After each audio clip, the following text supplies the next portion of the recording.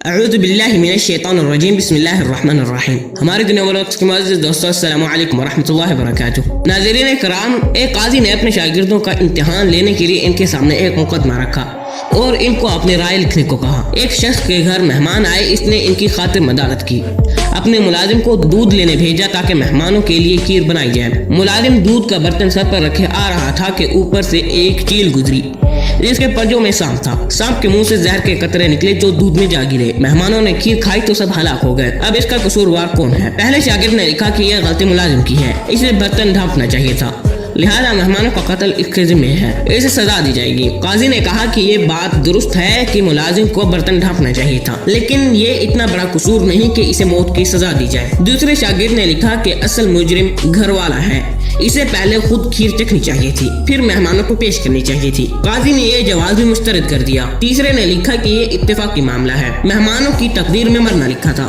اس میں کسی کو سزاوار نہیں قرار دیا جا سکتا۔ قاضی نے کہا کہ یہ کسی جج کی اپروچ نہیں ہونی چاہیے، جج اگر مقدمات تقدیر پر ڈال دے گا تو انصاف کون کرے گا؟ چوتھے نے کہا کہ سب سے پہلا سوال یہ ہے کہ یہ سارا منظر دیکھ کون رہا تھا؟ کس نے چیل کے پنجوں میں سانپ دیکھا؟ کس نے سانپ کے منہ سے زہر نکلتا دیکھا؟ اگر اس منظر کا گواہ ملازم ہے تو وہ مجرم ہے، اگر گواہ مالک ہے تو وہ مجرم ہے، اگر کوئی گواہ نہیں تو جس نے یہ کہانی گڑھی ہے وہ قاتل ہے۔ قاضی نے اپنے چوتھے شاگرد کو شاباش دی اور صرف اسے منصب قضا کا اہل قرار دیا۔ دوستو آج کے لیے صرف اتنا ہی۔